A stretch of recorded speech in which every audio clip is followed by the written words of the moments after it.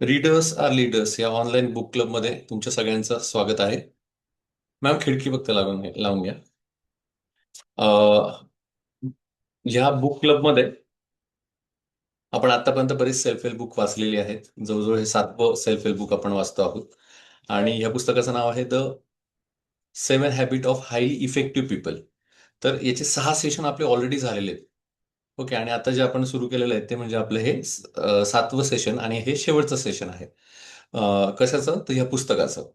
याच्यानंतर आपण psychology of मनी हे पुस्तक घेण्याच्या प्रयत्नात आहोत. त्यामुळे मी ते एक सर्वे करून म्हणजे फायनलच आहे, पण तरी एक दिवस मला त्याच्यामध्ये सर्वे करून लागेल. तर आता हा 7वं जी हॅबिट आपण बघतोय त्याचं नाव आहे शार्पन द सॉ. जर ज्यांना वाचण्याचा कंटाळा आहे किंवा ज्यांना शक्य नाही झालं वाचणं, तर त्यांनी रेकॉर्डिंग सेशन तर ऐकू शकतात. पण तुम्हाला जर सेशनही ऐकायचे नसेल आणि पुस्तक सुद्धा शॉर्टमध्ये हवं असेल, तुम्ही डायरेक्टली हे 7वं जर सेशन ऐकलं किंवा 7वं जर पुस्तकातलं 7वं जर चॅप्टर वाचला तरी that that is more than sufficient. Okay, कारण याच्यामध्ये अशा काही गोष्टी सांगितल्या की जे आपण त्याच्यासाठी वेळ काढलाच पाहिजे. ओके, तर ह्या 4 गोष्टी त्यांनी त्याच्यामध्ये सांगितल्या, त्याविषयी आपण आज बोलणार आहोत. तर खूप छान पुस्तक आहे आणि खूप छान ही 7वी मेथड आहे. आणि ही खूप दिवसापासून मी शोधत होतो, कारण हे पुस्तक मी आधी वाचलं नव्हतं. पण त्यातल्या ज्या 6 हॅबिट होत्या हे ऑलरेडी मला माहिती होत्या की इनडायरेक्टली डायरेक्टली आपण वाचत होतो, बघत होतो. आणि 7वी जे सेशन आहे, सॉरी 7वी जी हॅबिट त्यांनी सांगितलेली आहे, तर रॉबिन शर्मा पुस्तकामध्ये त्याचा उल्लेख केलेला आहे. ॲटॉमिक हॅबिट या पुस्तकामध्ये उल्लेख केला आहे. ईट दॅट फ्रॉग मध्ये त्याचा उल्लेख केलेला आहे. मिरॅकल मॉर्निंग या पुस्तकात त्याचा उल्लेख केला आहे. म्हणजे अशा 4-5 रेफरन्स मधून ते हे सगळे पॉइंट्स क्लिअर होतातच. पण याच्यामध्ये त्यांनी ते चारही पॉईंट दिले, त्यामुळे खूप उंचावर नेणारा हा असा पार्ट आहे. तर without stretching much I am just starting here. The title is sharpen the saw, principle of balance self renewal. काय म्हटलंय? Balance self renewal. आपल्या स्वतःलाच परत रिन्यू करायचं. जसं एक छोटंसं फक्त सांगतो की हे कशा रीतीने तुम्ही बघायचंय. तर काय होतं की जसं आम्ही रिसर्चमध्ये मी होतो किंवा मी इंजिनिअरिंगला होतो, तिथे काय व्हायचं, काही जे काही स्टाफ असायचा किंवा माझे जे कलिग्स असायचे, काही जण सारखे पळत राहायचे. जसं आपल्या ऑफिसमध्ये आपण बघतो ना की यार त्यांना वेळच नसतो, एकदम बिझी, नुसतं बिझी आणि सगळे बिझी. आणि त्यामध्ये आपण कधी त्यांना बोलायला गेलं, नाही यार मला पुढची अपॉइंटमेंट, अरे मला ते करायचंय, माझं हे काम राहिलंय, आणि ते दे ऑलवेज इन हरी. तर इथे स्टीफन कोवे इनडायरेक्टली असं म्हणतात की being busy is not means being productive. जर तुम्ही बिझी आहात याचा अर्थ तुम्ही प्रोडक्टिव्ह आहात असं मुळीच नाही. ओके, मग तुम्ही बिझी राहण्यापेक्षा प्रोडक्टिव्ह राहायला शिका. आणि जर प्रोडक्टिव्ह जर तुम्हाला राहायचं असेल तर तुम्हाला स्वतःवर काम करावं लागेल. कारण दिवसभरात एकदा तुम्ही उठल्यानंतर असे पळतात पळतात तर तुम्हाला तुम्हाला विचारच करत नसतो, विचार करायलाच वेळ नसतो की मी पळतो काय. ती थॉट प्रोसेस क्लिअर झाली नसते आणि एका फेजमध्ये आपण म्हणतो रॅट रेस, तसं रॅट रेसमध्ये आपण पळत असतो. आणि ती कुठेतरी ब्रेक व्हायला हवी, कुठेतरी मी विचार करायला हवा दिवसभरामध्ये, अरे मी का पळतोय, माझं स्किल काय आहे. खरंच जसं नायटिंगेल यांनी सांगितलंय, 95% लोक हे नुसते पळतायत, 5% लोक खरं आयुष्याचा आनंद घेत आहेत. का? कारण त्यांना क्लिअर आहे की ते काय करतायत. ओके, त्यांना तेच करायचं जे ते करतात. ओके, त्यामुळे हे 5% लोक जे खरं म्हटलं तर पूर्ण जगावर राज्य करतात, कारण they enjoy that process, they enjoy what they actually doing. आणि त्यामुळे त्यांना टाइम फ्रीडमही मिळतो आणि फायनान्शियल फ्रीडमही मिळतो. तर मग इथे आपल्याला स्वतःला कनेक्ट होण्याची गरज आहे, तेव्हा आपण स्लो डाऊन होऊ. ओके, फॉर एक्झाम्पल, समजा आता तुम्हाला सांगितलं इथून तुम्हाला मुंबईला जायचंय आणि तुम्ही लगेच मुंबईला जाण्यासाठी ट्रेन पकडायला लागले. पण तुम्ही आधी ऍडव्हान्स बुकिंग केलेलं नाही. आणि मग तुम्हाला विचारलं का रे तुम्ही बुकिंग का नाही केलं, मग तुम्ही म्हणा अरे मी इतका बिझी होतो. आणि त्यामुळे काय झालं की मी बुकिंग करायचंच विसरलो. आणि मग त्यामुळे तुम्हाला उभं राहूनच पळायचंय. आणि ती कुठली तरी ट्रेन पकडायची, सगळं सगळं, मग तुम्ही अजून बिझी होणार कारण तुम्हाला सगळ्यात लक्ष द्यायचं. त्याच्यावेळी तुम्ही खूप चांगले ऑर्गनाइज्ड असाल, तर म्हणाले अरे कधी जायचंय मुंबईला, 4 दिवसांनी जायचंय, ठीक आहे मी तात्काळमध्ये माझं रिझर्वेशन होतंय का बघतो, किंवा माझं कसं रिझर्वेशन होतंय मी त्या पद्धतीने बघतो. ओके, आणि मग जातो. मग शांततेत तो त्या दिवशी निघेल, बरोबर गाडीत बसेल, सगळ्याच गोष्टी शांततेत झाल्या. मग सगळ्या ठिकाणी पळायचीच गरज आहे का? नाही. तर मग हे इथे आपल्याला इनडायरेक्टली आपल्याला स्टीफन सांगतात की तुम्ही थांबा आता जरा, खूप पळताय. ओके, आणि पळताय आणि लोकांना दाखवताय तुम्ही बिझी आहे, पण तुम्ही बिझी असून प्रोडक्टिव्ह नाही आहात, मग त्या बिझीचा काय फायदा. ओके, तर आता आपण स्टेप बाय स्टेप समजून घेऊया. इथं ब्रुस बार्टनचं छान वाक्य आहे, ते पण मी फक्त जस्ट वाचतो, तुम्हाला लगेच कळेल. अ, ब्रुस बार्टन असं म्हणतात, sometime when I consider that tremendous consequences come from the little things, तर त्यांचं असं म्हणणं आहे की मोठमोठे इफेक्ट हे छोट्या छोट्या गोष्टींमधनं होत असतात. असं जेव्हा म्हटलं जातं तर तेव्हा म्हणतात की I tempted to think there are no little things. आणि मग मला विचार करायला भाग पडतो किंवा मला असं लगेच बोलायला असं वाटतं की अरे छोटी गोष्ट कुठली नाहीच आहे. सगळ्याच गोष्टी मोठ्या आहे. आपण ज्या गोष्टी म्हणतो की अरे ही छोटीशी गोष्ट आहे बुवा, खोटं बोलू नये किंवा खरं बोलावं, ही छोटी गोष्ट आहे त्यात काय नाही, पण त्याचे इफेक्ट खूप लॉंग टर्म्स मध्ये होतात. ओके. नियमाने चला, कधी फायदे होईल कधी तोटे, हे मनशक्तीचं वाक्य आहे. त्यांनी सांगितलं की नियमाने चला. बस तुम्ही डाव्या बाजूने गाडी चालायची, सरकारने नियम दिले त्या नियमाने चला. कधी फायदे होतील कधी तोटे. तोटे म्हणजे काय की अरे मला थोडं वळून वळसा घालून जावं लागेल. पण फायदा काय की समजा मी जर तसं नाही गेलो ऍक्सिडेंट होऊ शकतो. मोठा ऍक्सिडेंट झाला की मोठे कॉन्सिक्वेन्सेस होऊ शकतात. तर तसंच इथे सांगितलं की छोटं असं काही नाहीये. आपण जे म्हणतो छोटं छोटं सकाळी 5 वाजता उठणं. ओके, ही खूप मोठी गोष्ट आहे की आपल्याकडे काय आहे, फक्त 5 ला उठायचं, मी तर ते रात्री पण काम करतो. अरे नाही, पण ते सगळ्या गोष्टी सगळ्या बॅलन्स करण्यासाठी त्या गोष्टी खूप महत्वाच्या आहेत. तर खूप छोट्या छोट्या गोष्टी असतात त्या तुमच्या तुम्ही समजून घेतल्या पाहिजेत. तर असं हे पुस्तक 7वं सेशन आपण ऍक्च्युली आता सुरू करतो आहोत. आणि नाव आहे शार्पन द सॉ. आता शार्पन द सॉची गोष्ट आपल्याला लहानपणापासून माहिती असेल किंवा जसं मी लहान होतो 9वी 10वीला तेव्हा मी शिवखेर हे पुस्तक वाचलं होतं. यू कॅन विन नावाचं पुस्तक. ओके, तर तुम्ही पण ते बघितलं असेल. त्याच्यामध्ये त्यांनी ही कथा दिलेली होती. शार्पन द सॉ म्हणजे तुम्ही तुमची कुऱ्हाड किती तिला धार लावून घेता. ओके, तर एक लाकूड तोड्या असतो आणि तो तो एक ट्री तोडण्याचा प्रयत्न करत असतो आणि जोरात त्याचे घाव एकावर एक चालू असतात जोरात. लाकूड म्हणजे झाड तोडण्याचा तो प्रयत्न करत असतो. पण बऱ्याच वेळ झाल्यानंतर तो थकून जातो, पण ते काही होत नाही. मग एक जण म्हणतो अरे बाबा तू थांब जरा, थोडासा ब्रेक घे आणि दुसरी जी कुऱ्हाड आहे तिला तोपर्यंत शार्प कर. मग तो म्हणतो की नाही काय, आय डोंट वॉन्ट, म्हणजे तो म्हणतो I don't have a time to sharp the saw. ही कुऱ्हाड शार्प करण्याला मला वेळ नाहीये, मी तो वेळ का घालू.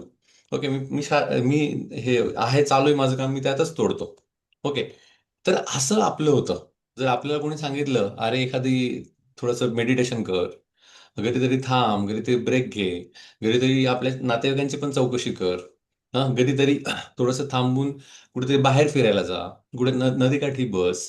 तर आपल्याकडे हे हे फालतू काम आपल्याला नाही जमत, आपण वेळ नाही घालत, आपण पूर्ण we are stick to the schedule. आणि इतके आपण बिझी असतो, इतके बिझी असतो, आणि त्याच्यामध्ये आपल्याला कळतच नाही की आपण रॅट रेसमध्ये फसलेलो आहोत. आपण याच्यापेक्षा आपले पोटेन्शियल खूप जास्त आहे. ओके. आणि त्याच्यामुळे काय होतं की आपली आपण फक्त बिझी दिसतो पण प्रॉडक्टिव्ह कमी असतो. आणि त्यात दुसरी पण थेरी सांगितली आहे की आपलं लाईफ स्पॅन खूप, खरं म्हटलं तर खूप कमी आहे. आणि ते इफेक्टिव्ह लाईफ स्पॅन म्हणजे झोपेतच बराच वेळ जातो. तर इफेक्टिव्ह जे लाईफ स्पॅन आहे त्याचा खरा जर आनंद घ्यायचा असेल तर you need to connect your self. तुम्हाला स्वतःशीच एकदा कनेक्ट व्हावं लागेल आणि तुम्ही काय करता आहात जागरूकपणे करावं लागेल. आणि त्यासाठी बॅलन्स करण्यासाठी 4 क्वाड्रंट त्यांनी सांगितले, 4 प्रकार सांगितले, ते आपल्याला समजून घ्यावे लागतील. ओके. नाहीतर मी फक्त अभ्यास करतोय काय करतोय माहित नाही. बरं, मग परीक्षेला जास्त मार्क पडले की नाही, परीक्षेला ऍव्हरेजने पास झालो, अरे मग तू इतक्या दिवस तू बिझी असल्याचं जे दाखवलं त्याचा काय उपयोग झाला. ओके, असा शेवटी प्रश्न आपल्याला पडत असतो. तसंच फायनान्समध्ये पण किंवा बिझनेसमध्ये पण किंवा व्हॉट यू थिंक तुमच्या डेली लाईफमध्ये पण, की एखादा माणूस तुम्हाला खूप दाखवतो खूप बिझी आहे, मग शेवटी फायनली आउटपुट काय आहे. ओके. जर तुम्हाला मेडिकलचेच बिल भरावे लागतात तर मग अशा बिझी राहण्याचा काय फायदा. ओके. तर ह्या सगळ्या गोष्टी आहेत, मग यातनं बरेच कॉन्सिक्वेन्सेस येतात. When we are the instrument of our own performance. Investing in ourselves is the single most powerful investment we can make in life. याविषयी फक्त मला थोडं सांगायला आवडेल की बरेच लोक आहे ना की दुसऱ्यांसाठी, म्हणजे परिवारामध्ये पण मुलाचं काही शिक्षण असेल किंवा घरी काही आणायचं असेल किंवा मग चांदी सोनं घ्यायचं असेल किंवा काही घ्यायचं असेल लगेच तयार असतात की ठीक आहे भाऊ, पण ते स्वतःची प्रायोरिटी बाजूला ठेवतात की नाही माझं मी नंतर बघेल. ओके, पण मी यांच्या सगळ्यांसाठी काम करेन. आणि ज्या मटेरियल थिंग्स आहेत त्याच्यामध्ये पण बरेच जण लगेच तयार असतात की मटेरियलिस्टिक काही गोष्टी असतील तर ते त्यासाठी तयार असतात.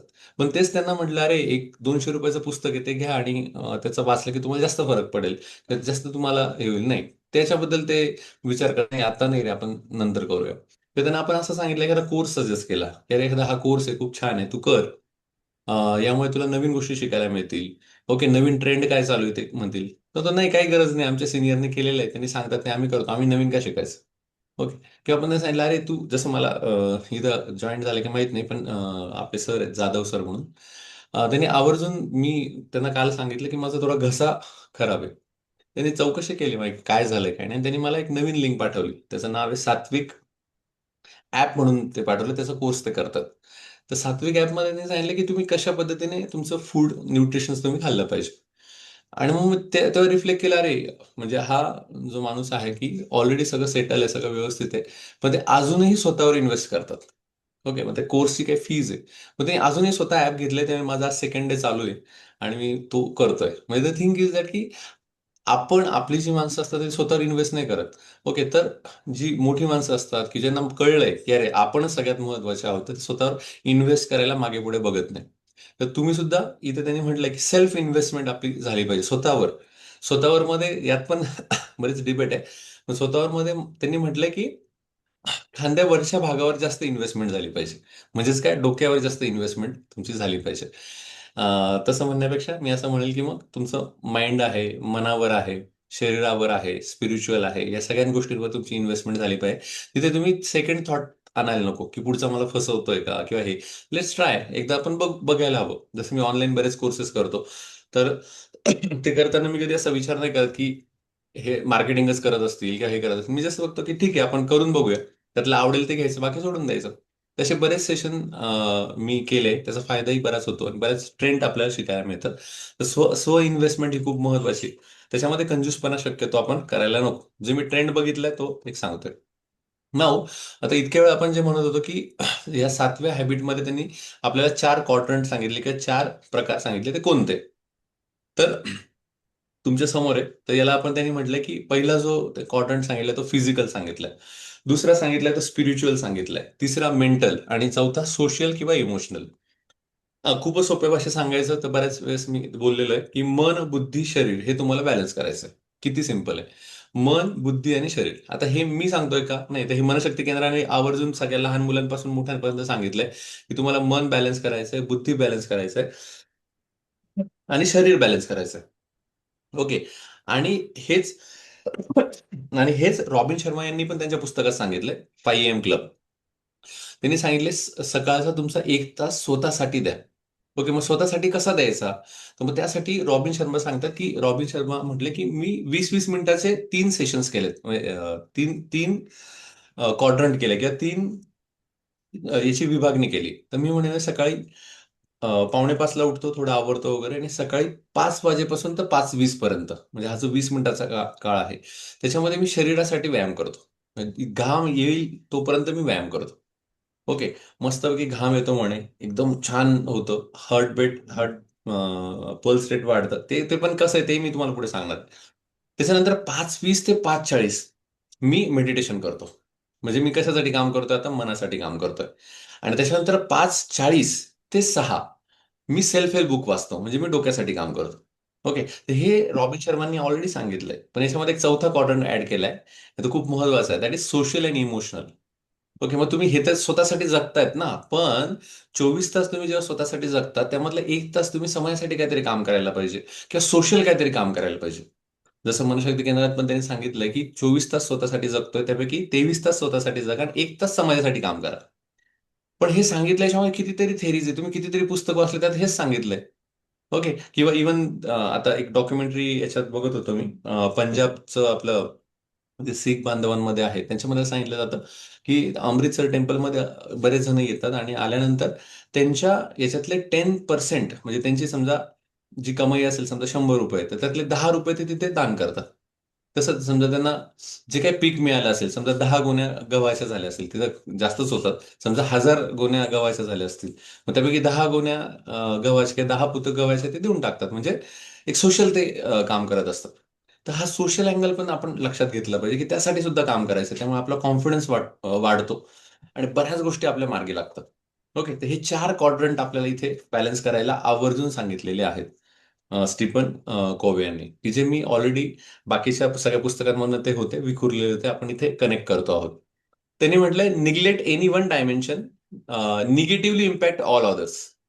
म्हणजे यातलं एक जरी क्वाड्रंट तुम्ही नीट पाळला नाही, ओके, तरी पण ते सगळ्यांना इफेक्ट होतं. फॉर एक्झाम्पल, तुम्ही म्हणाल की समाजाशी काय घेणं नाही मला, मी समाजात राहतो पण समाजाने काय केलं माझ्यासाठी, मी समाजासाठी काहीच करणार नाही. मग अशा लोकांना पण समाज वाढीत टाकतो. आपण जेव्हा मोठे होतो तर कलेक्टिव्हली मोठे होत असतो, समाजामुळे मोठे होत असतो आणि समाजाचं आपण देणं लागतो. जसं आपल्या भारतीय संस्कृतीत यज्ञ सांगितलंय, तो पण समाजाचं देणं लागतो, असंच आहे. मग एखादा तुम्हाला माणूस असं दिसलं की अरे तू काही समाजाला मानत नाही, समाजाच्या सगळ्या विरुद्ध काम करतो, तुम्ही त्याच्याशी बोलाल का?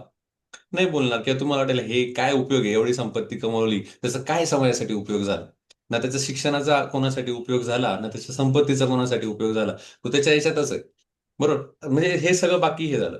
तसं मेंटल पण त्यांनी म्हटलंय की सगळं व्यवस्थित आहे, पण मेंटली तुम्ही स्ट्रॉंग नाही आहात, मेंटली सगळं तुमचं क्लिअर नाही आहे, बुद्धी व्यवस्थित चालत नाही, तरी पण ते इफेक्ट होणार. त्याच पद्धतीने फिजिकल आणि स्पिरिच्युअल. ओके. स्पिरिच्युअली पण असं म्हटलं जातं की कुठल्या पण जाती धर्माचे तुम्ही असो, तुम्हाला स्पिरिच्युअल टच असलाच पाहिजे. जर तुम्हाला तुमचं यश टिकवायचं असेल, घरात शांतता हवी असेल, तर कुठेतरी स्पिरिच्युअल टच पाहिजे. नाहीतर नुसतं मी खातोय सगळं, जी संस्कृती माझी मस्त सुख उपभोगतोय, ओके, आणि स्पिरिच्युअली माझंच काहीच क्लिअरिटी नाहीये, तर तो माणूस त्या पद्धतीने सुखी राहू शकत नाही, असं बरंच पद्धतीने थेरी सांगते. मग तुम्ही अशा बऱ्याच गोष्टी बघितल्या असेल जिथे स्पिरिच्युअल कुठल्याच गोष्टी नसतात. त्या ठिकाणी सारखे वाद होणं, संपत्ती चा फ्लो न टिकणं, ते संपत्ती आली तर ती न टिकणं, घरामध्ये व्यसनांचं प्रमाण वाढणं, चुकीच्या चुकीचे रिलेशन्स वाढणं, ह्या सगळ्या गोष्टी तिथे होत असतात. त्यामुळे स्पिरिच्युअल टच पण खूप महत्वाचा आहे. आणि फिजिकल तर तुम्हाला माहितीच आहे की खूप चांगलं शरीर असेल तरच तुम्ही या सगळ्या गोष्टी उपभोगू शकता, त्या समजून घेऊ शकतात आणि चांगलं काहीतरी काम करू शकतात. नाही तर असे कितीतरी जण आहे की अ, अ, खूप पैसा कमवतात आणि जेव्हा आता पैसा वापरण्याची वेळ येते तेव्हा एकदा हार्ट अटॅक येऊन वर निघून जातात. किंवा असं वाटतं की तेव्हा येतं पण चालवतच नाही, किंवा जवळचेच कोणी नसतं. ओके, आणि मग पैसाच काय उपयोगाचा पडत नाही, कारण शरीरच नसतं. तर हे चारही क्वाड्रंट खूप महत्वाचे. अं, तर ऍक्च्युली इथे मी ओव्हरऑल सांगितलंय, मी आता डीप फक्त जातोय. ओके. त्याच्यामध्ये म्हणजे डीप असं का सांगतोय, कारण आपलं थोडं वेळ वाढणार आहे, कारण बरंच बोलण्यासारखं आहे. तर डायमेन्शन वन फिजिकल आता आपण डीपली बघूया. फिजिकल मध्ये त्यांनी काय सांगितलंय, म्हणजे आपल्या शरीराकडे आपण लक्ष देताना 3 प्रकारचे व्यायाम आपण करू शकतो. याची क्लॅरिटी बऱ्यापैकी कोणाला नसते, की आपण म्हणतो अरे मी रोज व्यायाम करतोय, त्यात काय, मी आजच फिरून आलो, 5 राऊंड मारून आलो किंवा 2 राऊंड मारून आलो म्हणजे माझा व्यायाम झाला. तरी त्या स्टीफन कोव्ही यांनी सांगितलं की 3 प्रकारचे व्यायाम असतात. एक म्हणजे इंड्युरन्स, ज्याने तुम्हाला दम लागतो. ओके, त्याला कार्डिओव्हस्क्युलर्स पण म्हणतो, की आपण लंगचा व्यायाम पण म्हणतो. दुसरा फ्लेक्झिबिलिटी. फ्लेक्झिबिलिटी म्हणजे तुम्ही तुमचे जे काही सेल्स आहेत ते ताणतात, स्ट्रेच करतात आणि फ्लेक्झिबल करतात. ओके, आणि दुसरं स्ट्रेंथ. स्ट्रेंथ म्हणजे जिम मध्ये आपण जे काही वजन उचलतो, ओके, ते स्ट्रेंथ. तर हे तिन्ही प्रकारचे इंड्युरन्स, तिन्ही प्रकारचे फिजिकल एक्सरसाइज आपण रोज करायला पाहिजे. नाही तर असं नाही मी फक्त चालतोच आहे, ओके, नुसतं तसं करून चालणार नाही. तर मध्ये त्यांनी असं सांगितलं की एरोबिक एक्सरसाइज, रनिंग तुम्ही करा किंवा स्विमिंग करा, सायकलिंग करा, वॉकिंग करा. ह्या तुम्हाला एक दम लागतो ते चालताना, म्हणजे खूप जोरदार तुम्ही श्वासोश्वास घेतात, त्यामुळे ब्लड सर्क्युलेशन चांगलं होतं. जसं रॉबिन शर्मा त्यांच्या पुस्तकात लिहितात की रोज सकाळी ते 5ला उठले की पहिले मुवमेंट करायला लागतात आणि इतका जोरात त्या मुवमेंट सगळ्या करतात आणि इतकं छान व्यायाम करतात की पूर्ण त्यांना घाम येतो आणि दम लागतो. हे इंड्युरन्स मध्ये जातं आपलं. तर त्यांनी सांगितलंय, जसं आता मध्ये मनशक्तीचे गीतेश सर आहेत, त्यांच्याशी बोलत होतो आणि बोलताना मी त्यांना सांगितलं, सर मी म्हटलं रोज वॉकिंगला जातो. मग त्यांनी मला विचारलं मग किती वेळ वॉकिंग करतो. मी सांगितलं सर 5 राऊंड करतो. ते म्हणे ठीक आहे, 5 करत असेल तर दॅट्स ग्रेट, पण त्याचं पण एक कॅल्क्युलेशन असतं. मग त्यांना विचारलं, म्हटलं कॅल्क्युलेशन्स काय आहे त्याच्यामध्ये. नाही म्हणे, काही लोक काय करतात, फक्त 1-2 राऊंड चालतात किंवा थोड्याशा छोट्या ग्राउंडमध्ये चालतात आणि त्यांना असं वाटतं की ते एक्झरसाइज झालं. तर तसं कॅल्क्युलेशन नाहीये म्हणे. त्याचं कॅल्क्युलेशन असं की एक सर्टन लेवलपर्यंत तुम्ही चालला तर त्या चालण्याचा तुमच्या बॉडीला फायदा होतो. नाही तुम्ही फक्त 1 राऊंड मारला काय उपयोग नाही, ते हार्ट बीट्स तेवढे वाढत नाही. मग ह्या पुस्तकामध्ये डिटेल्स दिलेले आहे स्टीफन कोव्ही यांनी. त्यांनी असं सांगितलंय की रोज 30 मिनिटं पर डे तुम्ही चाललं तरी पाहिजे. ऍटलीस्ट 3 ते 4 दिवस तरी तुम्ही चाललं पाहिजे. आणि तुमचा heart rate 60 to 87% of maximum झाला पाहिजे. म्हणजे जो आता करंट रेट आहे त्याच्या 60% तरी वाढला पाहिजे. मग त्यांनी असं सांगितलं की मॅक्झिमम हार्ट रेट आपला 220 होऊ शकतो. ओके. मग त्यांनी सांगितलं की मग मॅक्झिमम हार्ट रेट किती पाहिजे, 220 मायनस युअर एज. मग आता समजा तुमचं वय 40 असेल तर मग 220 मायनस 40 म्हणजे किती झालं, ते जवळजवळ 180 बीट्स पर मिनिट झालं. ओके, पण मग 180 बीट पर मिनिट नाहीच आहे का? नाही. तर त्यांनी सांगितलं की त्यात लोअर लिमिट दिलंय की 180च्या 60% करायचंय आणि अप्पर लिमिटच्या 180च्या 87% करायचंय. मग ते जर उत्तर तुम्ही केलं तर त्याच्यामुळे तुमचं निघतं की 108 पर मिनिट म्हणजे बीट्स पर मिनिट. आणि दुसरं आहे 157 upper limit beats per minute. थोडक्यात काय की तुम्ही एवढंच ते चालायचं किंवा तुम्हाला एवढा दम लागला पाहिजे की तुमचे जे हार्ट बीट्स आहेत ते 108 किंवा 120 धरूया आपण ऍव्हरेज, 120 बीट्स पर मिनिट झाले पाहिजे, म्हणजे पल्स रेट तेवढं तुमचं वाढलं पाहिजे. ओके, तर तुमच्या लंग्सला किंवा तुमच्या ब्लड सर्क्युलेशनला त्याचा फायदा होईल. नाही तुम्ही फक्त हा चाललोय चाललोय गप्पा मारा, त्याचा काहीच फायदा तुम्हाला वॉकिंगचा किंवा स्विमिंगचा, सायकलिंगचा, रनिंगचा काही फायदा होणार नाही. तर हे टेक्निकल समजून घ्या. मग साधारण 5 राऊंड तरी तुम्ही मिनिमम मारा, थोडंसं पळा. ओके. आणि पुढे अजून मी ऍड करतो, फक्त हा इंडुरन्सचा सेक्शन होता. नंतर पुढे म्हटलं फ्लेक्झिबिलिटी. त्यांनी म्हटलं stretch before and after aerobic exercise. म्हणजे आपण आधी म्हणतो ना, आपण पळण्याच्या आधी मग आपण हात वर करतो, इकडे असं स्ट्रेचिंग करतो, त्याच्यानंतर थोडं खाली वागतो, या सगळ्या गोष्टी करतो. तर ही जी काही कवायत आपण जी करतो ही फ्लेक्झिबिलिटीसाठी खूप महत्वाची आहे. किंवा जे जिमला जात असेल त्यांना माहिती स्ट्रेचिंगचे बऱ्याच एक्सरसाइज असतात, even you can search on YouTube. त्याच्यानंतर पुढचं त्यांनी म्हटलं स्ट्रेंथ. स्ट्रेंथचा कॉलम मला खूप आवडला, जो की आपल्याला बऱ्यापैकी लोकांना माहीत नसतो. त्याच्यामध्ये त्यांनी सांगितलं की आपण पुशअप करतो, पुल्सअप करतो, सिटअप करतो, वेट करतो. हा, तर याच्यामुळे काय होतं की हे करताना आहे ना आपल्या मसल्स ज्या बऱ्याच ब्रेकडाऊन होतात आणि नंतर रिपेअर होतात. मग त्यांनी असं सांगितलं, जसं मी डेव्हिड गॉगिन्सचा रेफरन्स देतो, डेव्हिड गॉगिन्सने 3 महिन्यामध्ये जवळजवळ 90 पाऊंड एवढं वजन कमी केलं होतं. तर ते खूप एक्स्ट्रीम लेवलला व्यायाम करायचे. आणि मग मी जे ते पुस्तक वाचलं कांट हर्ट मी, तेव्हा म्हटलं अरे एवढा कसा व्यायाम करतात, कारण मी करून बघितला होता, थकून जातो माणूस. आणि आपण मेंटली जास्त थकून जातो, मग थकलेलो असतो. तर त्यांनी स्टीव्हन कोव्हीने सांगितलंय की जेव्हा समजा मला ही पाण्याची बाटली उचलायची आहे, ओके, आणि मी उचलली आता, ओके, उचलल्यानंतर मला सर्टन स्ट्रेंथ लागली त्यासाठी आणि ती स्ट्रेंथ माझ्याकडे अवेलेबल आहे. ओके, तर माझ्या सेल्सला काही वाटत नाही की हा उचलली. पण आता याच्याऐवजी मी एक 10 किलोची अजून मोठी बॉटल उचलण्याचा प्रयत्न केला आणि I hold it for at least 1 or 2 minutes. तर माझा हात कापायला लागेल, थरथर थरथर थरथर होईल. ओके, आणि थोडा वेळ खूप मला कळ येईल. ओके, आता हे जर मी 2 दिवस केलं तर त्या सेल्स ज्या असतात ऑलरेडी त्या ब्रेक होतात. ते म्हणतात अरे हे I can't bear this. Okay, त्या ब्रेक होतात आणि पुढच्या 48 तासामध्ये नवीन सेल्स तयार होतात. They have a more higher capacity to hold that bottle. Okay, म्हणजे ऑटोमॅटिकली निसर्गाची किमया आहे की मला जी गोष्ट जमत नाही त्यासाठी मी परत प्रिपेअर होतो. ओके, आणि ते नवीन सेल्स तयार होतात आणि ती ती बॉटल उचलायला लागतात. मग तुमच्यामध्ये जिमला जे जात असेल त्यांना माहिती की अरे मी पहिले गेलो तर मी 5 केजीच उचलत होतो, आज मी 50 किलो पर्यंत गेलो. कसं काय गेलो? कारण तुमच्या सेल रिपेअर होत गेल्या, त्या वाढत गेल्या. आणि जनरली माणसाला हेच कळत नाही की अरे काय होतंय बुवा, व्यायाम करतोय मी, मग मी थकतोय बुवा, मी नको थकायला, मी तेवढंच वेट घेतो. तर नाही, डेव्हिड गॉगिन्सने पण सांगितलंय की तुम्ही वेट वाढवत जा. Okay, and stop when you have done and not when you are tired. Okay, थकाल तेव्हा थांबूच नका. तुमचं टार्गेट काय आहे? आज 5 किलो, उद्या 10 किलो. एकदम जम नका मारू हं, नाहीतर एकदम एक्सायटेड व्हाल. मला युवकांना सांगावं लागतं कधी कधी, नाही तर मग ते 9चे 9 दिवस होतं. पण द थिंग इज दॅट तुम्ही समजा 5 किलो मारत असाल तर दुसऱ्या दिवशी 5 किलोचे 2 सेट मारा. तिसऱ्या दिवशी 5 किलोचे 2 सेट न मारता 7.5चं घ्यायचा प्रयत्न करा. म्हणजे या स्ट्रेंथ वाढवायचा प्रयत्न करा. हे फिजिकलमध्ये तुमचं जातं. तर हे इंड्युरन्स आहे, फ्लेक्झिबिलिटी आणि स्ट्रेंथ, हे 3 प्रकारचे एक्सरसाइज तुम्ही करू शकता. आणि यामुळे तुम्हाला जास्त स्ट्रेंथ तुमची वाढते.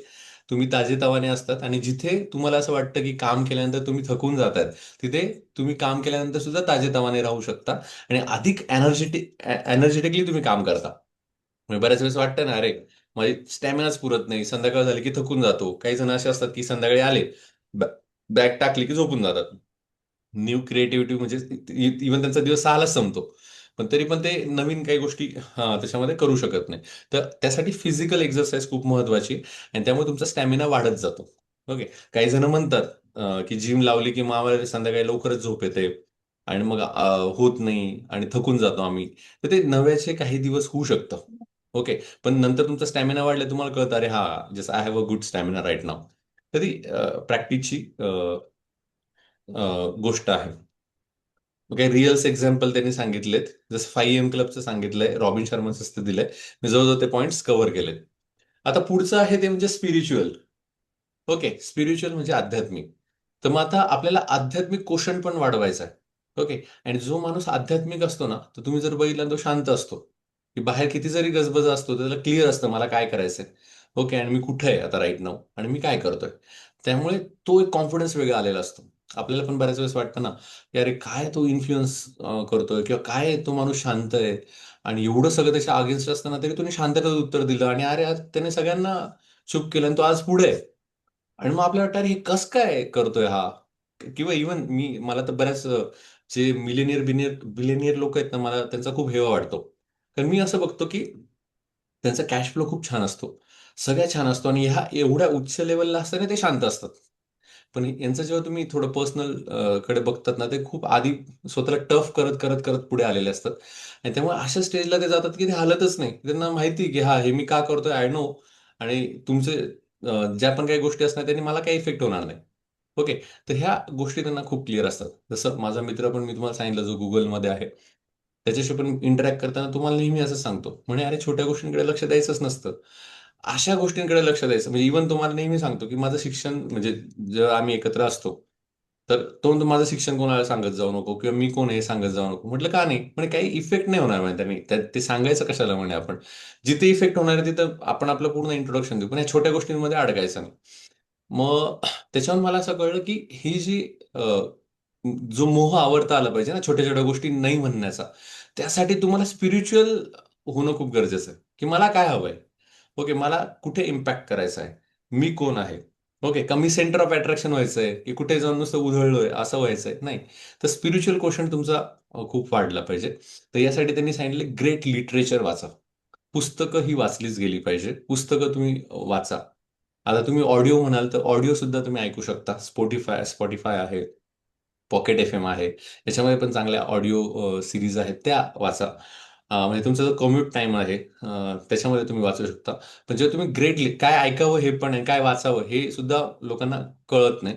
ते समजून घ्या आणि ते वाचा आणि त्यामुळे तुम्ही खूप हाय लेव्हलला जाऊ शकता. जसं महाजन सर म्हणून मला शिकवायला होते मुंबईमध्ये असताना. तर ते गिरगाववरून दादर असं काहीतरी अपडाऊन करत होते. त्याच्यामध्ये त्यांचा 1.5 तास जायचा. आणि खरी वाचण्याची आवड त्यांनीच लावली मला आणि त्याच्यामुळे ते मला सांगायचे, "अरे, तू हे पुस्तक वाचलंय का? अरे, तू ते वाचलंय का?" मग मी त्यांना क्युरिओसिटीने विचारलं, "सर, तुम्ही मला एवढं वाचायला सांगताय, पण मग म्हणजे डायरेक्टली असं नाही म्हटलं, तुम्ही वाचता का?" नाही म्हटलं, "मग तुम्हाला कुठे टाईम मिळतो?" तिथं व्ही-सी म्हणजे फार्मास्युटिकल कंपनीचे व्हाईस चान्सलर आहेत ते. म्हटलं, "तुम्हाला कुठे टाईम मिळतो?" मग त्यांनी मला आवाज त्यांची मर्सिडीज होती, आवर्जून बोलवून घेतलं. "मग ये राहुल मागे बस." म्हटलं, "काय सर?" तर मग त्यांनी जेव्हा मी त्यांच्या मर्सिडीजमध्ये मागे बघितलं, त्यांची पुस्तकं पूर्ण ठेवलेली होती पाठीमागे. आणि मग त्यांनी सांगितलं, की मी जेव्हा सकाळी निघतो, ड्रायव्हर माझा चालवत असतो गाडी आणि या 1.5 तासामध्ये माझा मोबाईल सायलेंटवर असतो आणि या 1.5 तासामध्ये मी पुस्तकं वाचतो. म्हणजे जातानाचा 1.5 तास, येताना असे 3 तास माझे पुस्तकं वाचून होतं आणि कंटिन्युअसली मी वाचन करत असतो. द थिंग इज दॅट की किती माणूस बिझी असला तरी तो एवढा वेळ काढू शकतोय. फक्त ते वेळ आपल्याला काढावा लागतो. आणि त्यामुळे ते त्या लेव्हलला आहेत. ओके. आणि आपण छोट्या सुखामध्ये फसलेलो असतो आणि आपल्याला वाटतं की आपण म्हणजे खूप. पण नाही, ही मोठी माणसं खूप छान वाचक असतात. तर ते आपण पुस्तकं वाचले पाहिजे. यातनं नवीन-नवीन गोष्टी आपल्याला कळतात. ओके. नवीन-नवीन थिंग्स आपल्याला समजतात. मग त्यांनी दुसरे सांगितलं की नेचरमध्ये तुम्ही जायला पाहिजे. आता तुम्ही म्हणाल, "सर नेचरचं नका सांगू, परत आम्हाला घरून ट्रिप काढावी लागेल." तर मी म्हणाले, आवर्जून नेचरमध्ये तुम्ही सगळ्यांनी जा. कारण त्यांनी असे बरेच उदाहरणं सांगितले. की जेव्हा आपण ह्या सगळ्यांच्या एन्व्हायरमेंटमध्ये जगत असतो, तर ही फास्ट लाईफ झालेली.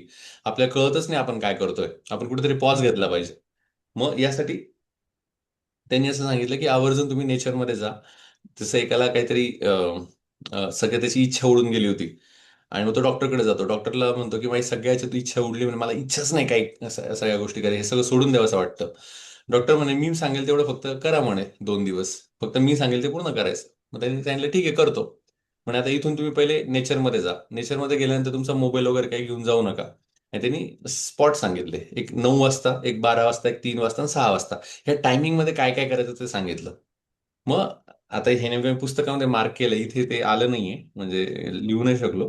तर त्यांनी सांगितलं, की 9 वाजता गेलं, की फक्त ऐका.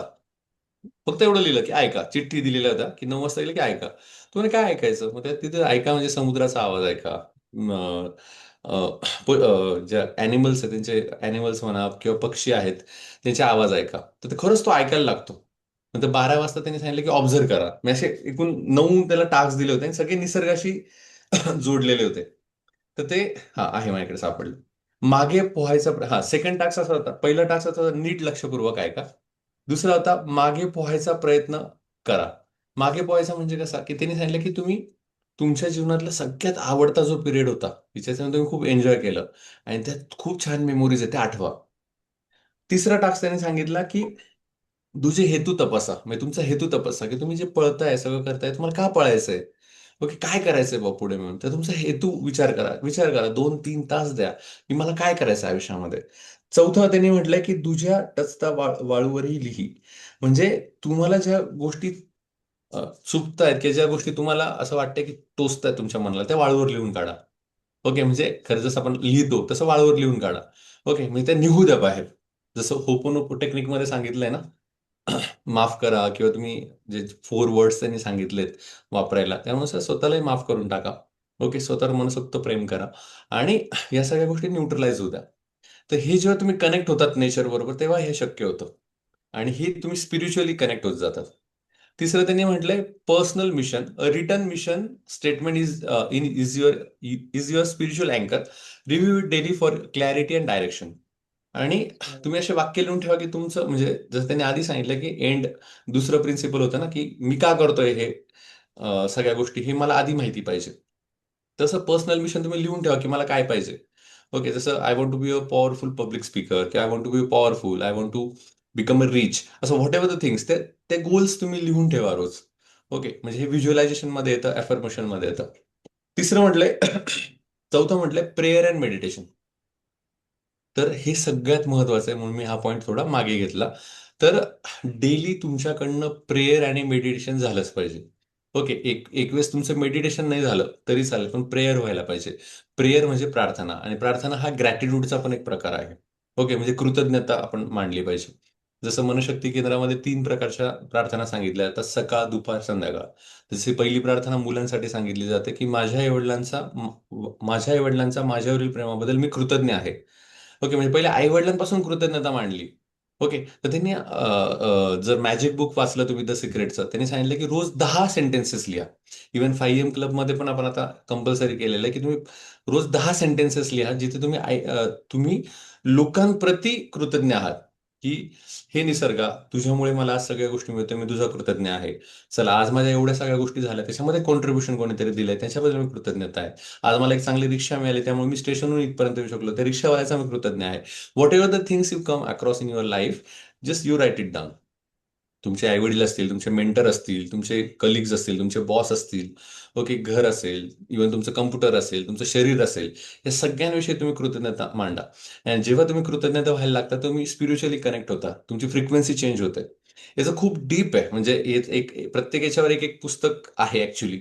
ओके, पण मी इथे तुम्हाला सांगतो की तुम्हालाही सगळ्यांना हे माहिती असणार आहे. पण तुम्ही प्रॅक्टिस करायला, तुम्ही म्हणजे इन्क्लुडिंग मी सुद्धा, की आपण प्रॅक्टिस करायला याचा कंटाळा करतो. तर फिक्स द टाइम. ओके, आणि याला वेळ द्या. याच्यामुळे तुम्ही खूप वेगळ्या पद्धतीने आयुष्यात पुढे जाऊ शकता.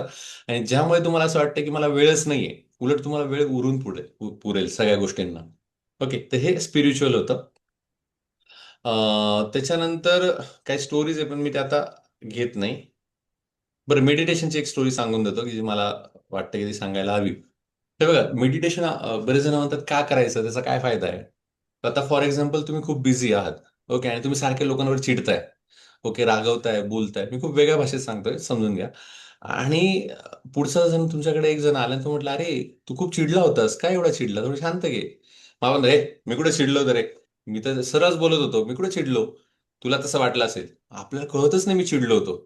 हा मोठा प्रॉब्लेम आहे, मला माहितीच नाही मी एवढा रागावलो होतो. हे का माहित नाही? कारण आपल्याला माहितीच नाही शांत म्हणजे काय. आपलं मन इतक्या प्रकारे विचार करत आहे, इतक्या प्रकारे गोंधळात आहे, इतक्या प्रकारच्या टेन्शनमध्ये आहेत, की आपण आपली फ्रिक्वेन्सी खूप वाढून घेतली. त्यामुळे आपण लोकांवर चिडतो, रागवतो किंवा घाबरतो, तर आपल्याला कळतच नाही शांती म्हणजे काय. But Wien you do a meditation, तुम्ही शांत होता. आणि शांत होतानंतर तुम्हाला असं कळतं की अरे हा, ही शांती आहे. आणि ही शांती जेव्हा तुम्हाला कळते, तेव्हा तुम्ही जेव्हा ऑफिसमध्ये जाता आणि ओरडता, तेव्हा कळतं, अरे हा, मी सकाळी मेडिटेशन केलं तेव्हा मी शांत होतो, तसं मी आता शांत नाहीये, म्हणजे मी आता चिडलेलो आहे. मग ह्या मेडिटेशनचा फरक पडतो की अरे हा, मला थोडं कूल डाऊन व्हायचं आहे, मग तुम्ही कूल डाऊन होता. जसं मी आता समजा रोज मी गाडी 90च्या स्पीडने चालवतोय आणि मी तुम्हाला एकदम सडनली म्हटलं 0च्या स्पीडने चालवा, जमेल का? किंवा तुमची एकदम धरपकड होईल, किंवा तुम्हाला कळेल अरे हा शून्य, किंवा तुम्हाला शून्यच माहित नाही, तुम्ही आणू शकत नाही. तर मग द थिंग इज दॅट जेव्हा तुम्ही शून्याचा स्पीड तुम्हाला माहिती असतो, तर जेव्हा तुम्ही 90च्या स्पीडला जाता, तर शून्याचा स्पीड माहिती असला की तुम्ही त्या स्पीडला हळूहळू रिटर्न येऊ शकता. याचं पण मनशक्ती केंद्रामध्ये एक एक वर्ग आहे 3 दिवसाचा, योग शक्ती ध्यान म्हणून. तर ध्यान म्हणजे काय आणि ते कसं करावं, त्याचा पूर्ण सायन्स काय, याचा 3 दिवसाचा छान वर्ग आहे. तो पण तुम्ही तिथे अटेंड करू शकता. अतिशय अप्रतिम आहे. मी म्हणतो वेळ काढावा. ओके, नवीन शिकायला वेळ काढावा प्रत्येकाने, तो काढा. उलट जास्त टाइम तुमच्याकडे उरेल. मला तरी खूप वेळ मिळतोय असं मला आता सध्या तरी वाटतंय. सध्या तरी वाटतंय म्हणजे ऑलरेडी हे सगळं साठी मी आधी 5-6 वर्ष आधी काही निर्णय घेतलेत. त्यामुळे थोडा टाइम फ्रीडम मला मिळतोय असं मला वाटतं. तिसरं म्हटलंय मेंटल. मेंटल म्हणजे अ, बुद्धीसाठी पण तुम्हाला खूप छान काम करायचंय.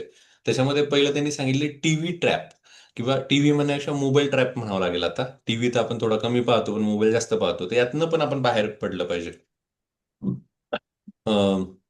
वेलबिंग नावाचं काहीतरी ऍप आहे, त्यातनं आपल्याला हे कळतं की आपलं स्क्रीन टाइम किती आहे आणि तो कमी झाला पाहिजे. इव्हन मी तर डायरेक्ट तुम्हाला चॅलेंज करतो की पुढील 48 तास, ओके, तुम्ही असा विचार करायचा की मी रील्स पाहणार नाही, म्हणजे इन्स्टा ऑफ, फेसबुक ऑफ, अजून ट्विटर असेल तर ट्विटर ऑफ, आणि तो जो काय वेळ मी पाहणार नाही, आणि त्या वेळेमध्ये मी काहीतरी प्रोडक्टिव्ह करेल. तर तुम्हाला असं वाटेल की अरे किती वेळ आहे, बापरे बापरे, इतका वेळात तर मी काय काय करू शकतो. आज आपण हे जे सेशन घेतोय, या सेशनमध्ये पण काय होतं की हे सेशन जेव्हा आपण नव्हतो घेत तेव्हा मी पण बऱ्यापैकी युट्यूब, इन्स्टा बघायचो. पण जेव्हापासून आपण सेशन्स घ्यायला लागलो तेव्हापासून काय आलं, म्हणजे मी आधीच निश्चय केला होता की मला काहीतरी प्रोडक्टिव्ह करायचं आहे. आणि त्यामुळे मला जेव्हा जेव्हा वेळ मिळतो तर दिवसभरात मी विचार करतो, अरे हा आज आपलं 9:30ला सेशन आहे, मला बोलायचंय, लगेच पुस्तक हातात येतं आणि लगेच मी वाचायला सुरुवात करतो. म्हणजे उलट असं वाटतं अरे, म्हणजे लोकही बघताना अरे हा एवढं काय इंटेन्सली वाचतोय, पण मला माहिती आहे ना की मला वाचायचंय, मला ते समजून घ्यायचंय, नंतर बोलायचंय. पण मग त्यामुळे काय झालं, रील्स बघणं कमी झालं, फेसबुक बघणं कमी झालं, तो विषय प्रॉडक्टिव्ह झाला. आणि त्यानंतर मला रिअलाइज झालं, बापरे, रील्समध्ये आणि फेसबुकमध्ये आपण किती वेळ वाया घालवतो. कसा वेळ वाया घालवतो, समजा आता मी तुमच्याशी बोलतोय आणि तुमच्याशी बोलणं झालं आणि फक्त तुम्ही तिकडे गेलात आणि मी म्हटलं की आता कम्प्युटरवर काम करू. तेवढ्यात मी काय घेतलं, मोबाईल घेतला, चल काय अपडेट आलाय का, तेवढं रील्स पाहून घेतो आणि मग कम्प्युटरवर काम करतो. म्हणजे इव्हन तो सुद्धा थोडा सुद्धा वेळ आहे, तो सुद्धा मी युट्यूब किंवा रील्स बघण्यासाठी वापरतोय. तर मग आता फक्त 2 दिवस तुम्ही असा संकल्प करून बघा की मी काहीतरी प्रोडक्टिव्ह करेल, किंवा एखादं पुस्तक घ्या तुमच्याजवळ की हे पुस्तक मला 2 दिवस वाचायचं आहे. ओके, केव्हा वाचायचंय, जेव्हा जेव्हा माझी इच्छा होईल रील्स पाहण्याची, तेव्हा तेव्हा वाचायचंय. तुम्हाला असा अनुभव होईल की 48 तासात सुद्धा ते पुस्तक पूर्ण झालेलं असेल. एवढा वेळ आपण वाया घालवतो. तर पहिले हे बंद करा. त्यामुळे काय होईल की तुमचं मेंटॅलिटी खूप छान रीतीने रिपेअर तुम्ही व्हाल. कारण रील्स असेल किंवा जे काही सोशल मीडिया आहे त्याच्यामुळे एक तर आपलं मेंटल हेल्थ तर खराब होतेच. अ, विषय डायव्हर्ट होतो. विचार वेगवेगळे सुरू होतात. कधी कधी काही माणसं इन्सिक्युअर होऊन जातात. काही जण अग्रेसिव्ह होऊन जातात, काही जण भांडायला लागतात, काही जणांचे नको ते विचार मनामध्ये येतात आणि पूर्ण डिस्टर्ब होऊन जातं. तिसरी गोष्ट, मुलांच्या बाबतीत म्हटलं, त्यांची क्रिएटिव्हिटी लॉस्ट होते.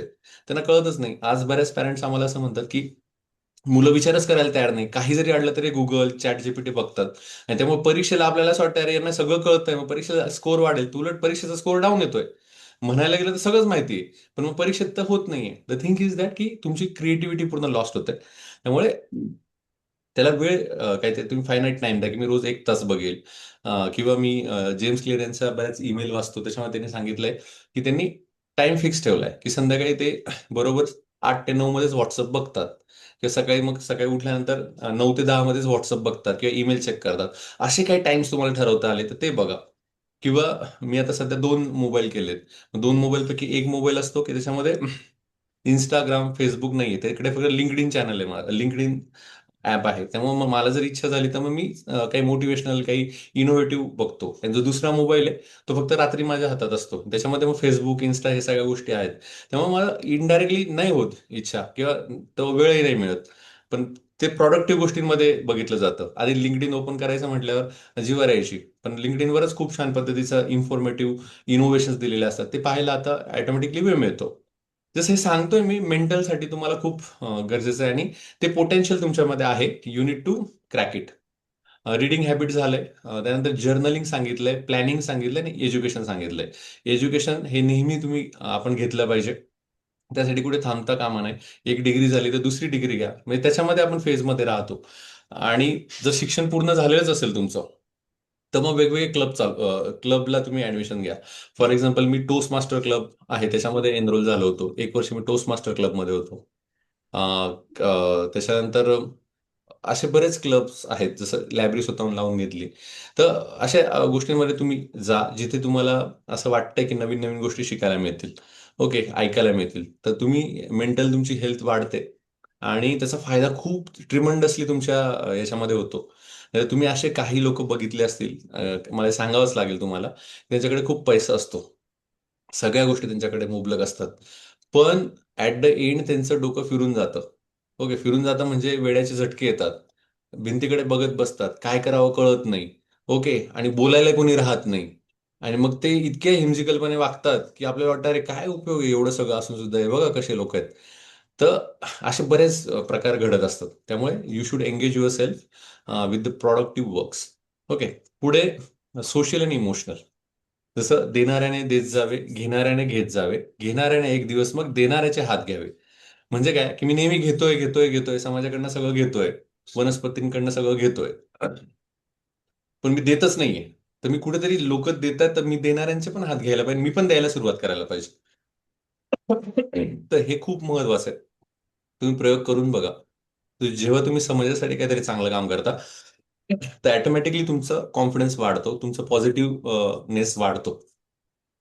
आणि त्याला बाकीचे पण कारण आहे त्याच्यामध्ये, म्हणजे सिरोटिन असेल किंवा डोपामाइन असेल, हे सगळे हार्मोन्स पण सिक्रेट होतात. दुसरं, ब्लेसिंग्स वाढते. ओके, समजा तुम्ही IAS असाल आणि समाजामध्ये तुमच्याकडे समजा 100 लोक रोज येत असतील, तर 90 लोकांना तुम्ही सॅटिस्फाय करू शकाल असं नाही, पण 10 लोकांना तुम्ही सॅटिस्फाय केलं, पण 90 लोक तुमच्या नावे ओरडत असतात की अरे काय माणूस आहे, माझं काम नाही केलं. मग हे जे काही थोड्या निगेटिव्ह गोष्टी निघतात, according to thermodynamics law, energy cannot be created, cannot be destroy. आणि जे वेव्स निगेटिव्ह निघतात ते आपल्याला, आपल्या परिवाराला अफेक्ट करत असतात. मग हे न्यूट्रलाइज कसे करायचे, तर आपण जितके निगेटिव्ह वेव्स आहेत त्याच्या 10 पट चांगलं काम करायचं. म्हणजे चांगलं काम हे समाजाच्या माध्यमातूनच होऊ शकतं. स्वतःची सेवा करेल, समजा मी आता रोज 120 लिटर किंवा 100 लिटर दुधाने आंघोळ करेल, मी शुद्ध झालो असं चालणार नाही. ओके, तर मला लोकांसाठी काहीतरी काम करावं लागेल. ते म्हणतात ना, नाही निर्मळ मन काय करेल साबण. ओके, म्हणजे मी किती स्वच्छ झालं, मग मनच निर्मळ नाही, तसं त्याचा उपयोग होत नाही. त्याच पद्धतीने मी लोकांची सेवा केली तरच हॅपी होऊ शकेल. मी स्वतःची सेवा करेल तर असं होणार नाही. तर तुमच्या ज्या ब्लेसिंग्स वाढवा.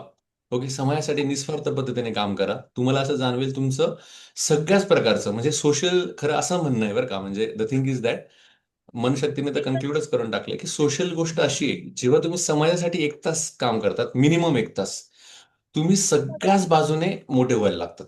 सगळ्याच बाजूने, फायनान्शियली, स्पिरिच्युअली, तुमच्या शारीरिकरित्या, ह्या सगळ्या बाजूने व्हायला लागतात. फॉर एक्झाम्पल, जास्त स्ट्रेस नाही करत, फॉर एक्झाम्पल तुम्ही समजा रिटायर झालात. रिटायर झाल्यानंतर तुम्हाला कळलं की अरे आता काय करायचंय, काय नाही झालं माझं, आता मी फक्त टीव्ही पाहिल आणि घरी राहील. असे कितीतरी जण आहे फक्त टीव्हीच पाहतात आणि घरी राहतात. तेव्हाच तुम्ही बघता, अरे त्यांना बीपी वाढलाय, शुगर वाढलीये. ओके, त्यांना करमत नाहीये, किंवा मग आता डॉक्टरकडे जावं लागतंय, घरातच बसून आहे. त्याच्याऐवजी एखादा जर माणूस आहे जो रिटायर झाला आणि तो समाजासाठी काम करतोय, तर तुम्हाला कळलं तो समाजासाठी काम करतोय म्हणजे समाजामध्ये तो कोणाशी तरी बोलतोय, त्याची एक्झरसाईज होते, तो बाहेर पडतो, त्याची एक्झरसाईज करायची इच्छा नाहीये, पण समाजासाठी काम करताना बाहेर निघावं लागतं. मॅथमॅटिकली व्यायाम होतोय. चला तुम्ही देवळात गेले, देवळात आपण टाळ्या वाजवतो, टाळ्या पण अॅक्युप्रेशर आहे ना, अॅक्युप्रेशर होतोय, त्यामुळे हेल्थ चांगली राहते. तिथे जाऊन तो सेवा करतोय, एखाद्या मंदिरात जाऊन, तिथे जाऊन साफसफाई करतोय, अरे त्याची एक्सरसाइज वाढते, म्हणजे त्याचं आरोग्यही वाढतं. आणि बाहेरच्या लोकांमध्ये आपण जेव्हा जातो तेव्हा अजून चांगलं वाटतं. आणि 4-5 गोष्टी शिकायला मिळतात, ऐकायला मिळतात. पण हे केव्हा होईल, जेव्हा तुम्ही स्वतः कनेक्ट व्हाल समाजाशी. म्हणजे निस्वार्थात खरा स्वार्थ आहे, हे लोकांना नाही कळत. लोक म्हणतात, हा मी काय करायचं, माझं काय. पण Wien you work for the society, तर तुम्हाला खऱ्या अर्थाने तुम्ही खूप मोठ्या उंचीवर जात असतात. त्यामुळे एवढा जरी वसा तुम्ही घेतला, म्हणजे 4 गोष्टी तर दिलेल्याच त्यांनी, पण त्यातल्या सगळ्यात टॉप महत्वाचं म्हणजे सोशल काम तुम्ही केलं पाहिजे. तर security does not come from other opinions, script from other circumstances or position. Security come from accurate paradigm, correct principles, living with the integrity. मग इंटिग्रिटी मध्येच आपण सोशल अॅनिमल्स आहोत, तर आपण सोशल बरोबर राहायला पाहिजे. आणि यातले इथे 3 प्रिन्सिपल इथे जॉईंट होत आहेत. ते एक म्हणजे, जर तुम्ही सोशल काहीतरी करण्याचा जर वसा घेतला असेल तर तुमचं प्रिन्सिपल 4 तुम्ही वापरायचं, थिंक विन विन. ओके, म्हणजे तुम्हाला डायरेक्टली सगळं काम सोडून सोसायटीत जायची अशी गरज नाही. तुम्ही एवढा जरी विचार केला की माझ्यामुळे कोणाचा लॉस व्हायला नको, त्याचाही फायदा व्हायला पाहिजे, माझाही फायदा व्हायला, ही पण एक समाजसेवाच आहे. ओके, नाही तर हा माझा फक्त ही गोष्ट मला स्वस्तात मिळाली पाहिजे आणि त्याला, जसं एखादा फार्मर आहे त्याला लॉस झाला पाहिजे असं नाही. बाबा तू पण कष्ट केले, तुला पण 2 पैसे घे, मलाही 2 पैसे घे, आपण थिंक विन विन. हे पण एक सोशल गोष्ट आहे. नंतर सीक फर्स्ट टू अंडरस्टँड. समाजामध्ये राहायचंय तर लोकांचं ऐकायला पण शिका. प्रत्येक वेळेस पुढचा मूर्ख आणि मी शहाणा असं न म्हणता पहिले ऐकून घ्या शांततेत, मग तुमचं उत्तर द्या. ऐकून घेतल्यानंतर अर्धे प्रॉब्लेम सॉल्व्ह होतात. नंतर सिनर्जाईज. सिनर्जाईज म्हणजे असे काही प्रोजेक्ट करा जिथे तुम्ही सगळे कॉपरेटिव्हली काम करू शकाल. ओके, सगळेजण एकत्र येत आणि खूप छान काम करताय, किंवा सगळ्यांना मिळून मिसळून काम करायला सुरुवात करा. ओके. जसं आपण ट्रेनमध्ये जाताना एखाद्याला जागा नसली, अरे चल माझ्या शेजारी येऊन बस, थोडंसं बस, आपण एकत्रच चाललोय, मग ही सिनर्जी तयार होते. मग उद्या तो बसलेला असेल तर आपण उभं असतो, तो आपल्याला मदत करू शकतो. थिंक इज दॅट की मिळून मिसळून आपल्याला हे काम करावं लागेल. बाकी पॉवर ऑफ बिलीफ म्हटलंय त्याविषयी आता काही बोलत नाही. वेळ बराच झालाय आणि हे आपलं चौथं. 4 पॉइंट्स मी परत रिवाइज करतोय. पहिले फिजिकल गोल, दुसरं स्पिरिच्युअल प्रॅक्टिस, नंतर mental sharpening and social deposit. Social डिपॉझिटमध्ये त्यांनी सांगितलं की identify one relationship in you want to improve. असं एखादं रिलेशनशिप जे तुम्हाला वाटतं इम्प्रूव्ह करावं, त्यासाठी वर्कआउट करायला सुरुवात करा. Make a conscious deposit. Conscious deposit म्हणजे तुम्ही त्यांचं छान पद्धतीने ऐकायला सुरुवात करा. त्यांची सेवा करायला सुरुवात करा विदाऊट नोविंग, म्हणजे त्यांना माहीत न कळता सेवा सुरुवात करा. अशा काही गोष्टी तुम्ही सोशल डिपॉझिटच्या रीतीने करू शकता. स्पिरिच्युअल प्रॅक्टिसमध्ये ऍटलिस्ट 10 मिनिटं तरी सकाळचे तुम्ही मेडिटेशनला द्या, प्रेयरला द्या. फिजिकल गोल म्हणजे आतापासूनच तुम्ही आठवड्यात मी 3 दिवस तरी व्यायाम करेल, असा काहीतरी संकल्प करा.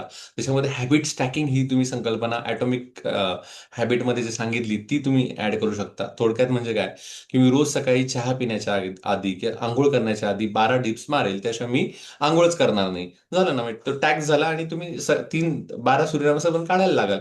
मग फिजिकल गोल पण तुमचा ठेवा. नंतर mental sharpening, read 20 pages of a good book today. असा काहीतरी संकल्प करा की मी 20 पेजेस तरी वाचेल, किंवा 1 पेज.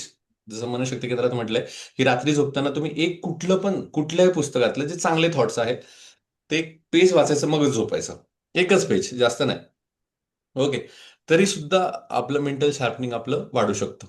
तर ह्या 4 गोष्टी होत्या आणि ह्या 4 गोष्टी आपण करायला हव्या. Sharpen the X, sorry, sharpen the सॉ. ओके, याच्यामध्ये हे मुद्दे आहेत. आणि हे आत्ता आपल्याला कळले आहेत किंवा काहींना कळले असतील, पण ही मोठी माणसं ही गोष्ट नेहमी करतात. आणि तुम्ही बघा, जी मोठी झाली तुम्हाला ते रशमध्ये नाही दिसणार, ते शांतीत दिसतील. असे पळत पळत आहेत असं नाही, एकदम शांत असतात, पण त्याच लेवलला ते थिंक करत असतात. आणि ह्या 4 गोष्टी ज्या आहेत त्या त्यांच्या ऑलरेडी सकाळी 5 ते 8 मध्ये झालेल्या असतात. आणि त्यामुळे असं होतं की त्यांचं दिवसभराचं प्लॅनिंग खूप छान पद्धतीने त्यांनी केलेलं असतं. कुठेही घाई नाही, गडबड नाही, एव्हरीथिंग इज बॅलन्स्ड. अशा पद्धतीने ते काम करत असतात. तर एकूण हे 7 प्रिन्सिपल्स म्हणजे 7 हॅबिट आपण आता पूर्ण करतो आहोत. तर ह्या परत एकदा सगळ्यांनी समजून घ्यायच्या आहे, वहीत लिहून काढायच्या आहे. मी म्हणेल तुमच्या विजन बोर्डला, तुमचे जिथे जे तुमची डायरी असेल तिथे लिहून काढा की हे 7 जे इफेक्टिव्ह हॅबिट आहेत, किंवा the 7 habit of effective people ज्या आहेत, त्या आपल्या समोर असल्या पाहिजे. की आणि मलाही तेवढं इफेक्टिव्ह व्हायचं, तेवढं सक्सेसफुल व्हायचं, याला आपण रेझोनेट केलं पाहिजे. तर इथे आपण हा चॅप्टर संपवतोय. तुम्हाला चॅप्टर कसा वाटला ते सांगा. I try not to bore you, but मुद्दे बरेच होते. त्यामुळे ते कव्हर केले. येस, चॅप्टर कसा वाटला, हे पुस्तक कसं वाटलं, जसं आता तुम्ही सांगू शकता. हॅलो. हॅलो. एनिवन. हॅलो, आवाज येतो सर? एक मिनिट हा. माझा आवाज थोडं माझ्याकडे लहान आहे. हा, आत्ता आत्ता बोला. येस. येतोय आवाज? हो, येतो येतो. हो, येस येस. चांगलं सेशन झालं आजचं पण. चॅप्टर पण येस. समोर. आणि ओव्हरऑल सगळ्याच हॅबिट्स चांगल्या होत्या. आणि ठीक आहे, त्याला अजून ते एक्झाम्पल मी अजून थोडंसं व्यवस्थित समजलं. आणि सगळा चॅप्टर थोडा लेंथी झाला, पण मग ठीक आहे, म्हणजे क्लिअर झाला सगळं ओव्हरऑल कन्सेप्ट हा वगैरे. हा. Thank you sir. येस. थँक्स. अजून कोणाला बोलायचं?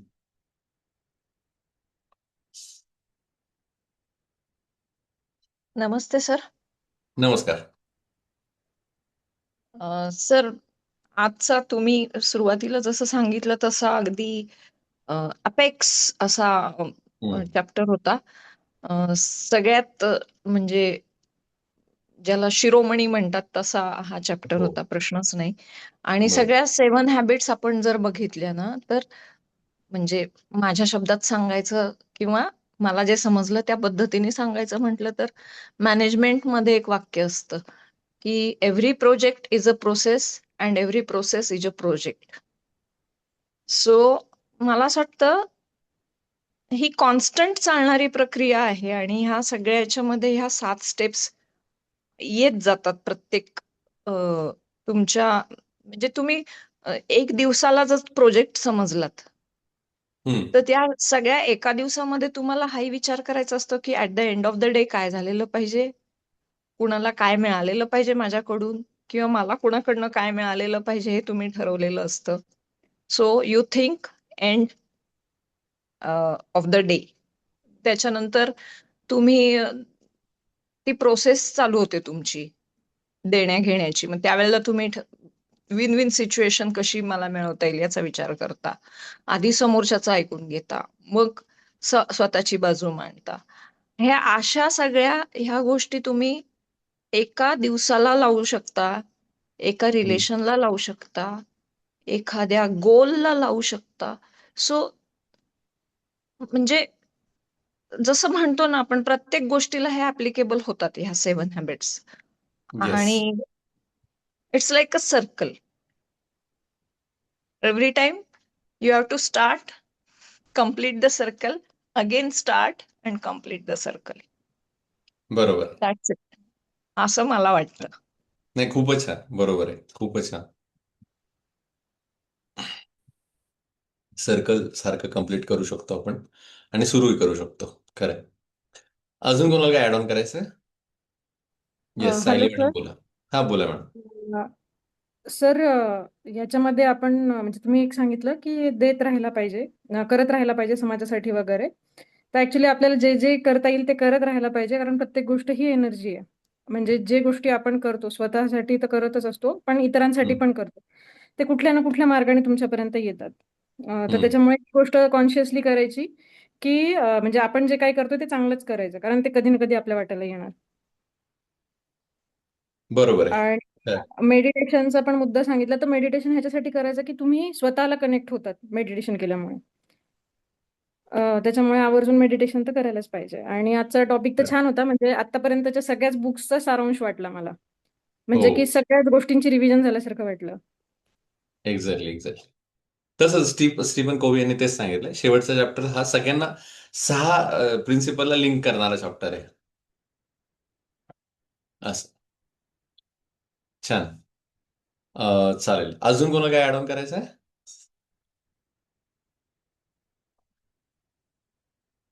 ठीक आहे. तर आता इथे आपलं हे सेशन पूर्ण होत आहे. पुढचं पुस्तक आपण घेणार आहोत सायकोलॉजी ऑफ मनी. ते मुद्दाम यासाठी घेतोय की आता सेल्फ हेल्प बुक आपले जवळजवळ 7 सेल्फ हेल्प बुकच झाले. आता एक थोडं फायनान्शियल कडे आपण थोडंसं वळणार आहोत. फायनान्शियल काहीतरी बघू. त्याच्यामध्ये आपण त्या कसे अजून अट्रॅक्ट करू शकतो याचा काही लोकांचा अभ्यास आहे, हा एक आपल्याला थोडा समजून घ्यायचा आहे. ओके, तो घेऊया. आणि त्याच्यानंतर मग परत अजून काही वेगवेगळ्या प्रकारची पुस्तकं असतील तर ते पण आपण घेऊया. खरं खूप छान छान लिटरेचर आहे. तर ते पण आपण बघत जाऊया. तर आता इथे आपण थांबतोय. सगळेजण जॉईन झाले त्याबद्दल धन्यवाद, आणि इतक्या वेळ शेवटपर्यंत थांबलात त्यासाठी सुद्धा धन्यवाद. तर इथे आपण थांबतोय. हरिओम. धन्यवाद. धन्यवाद. धन्यवाद.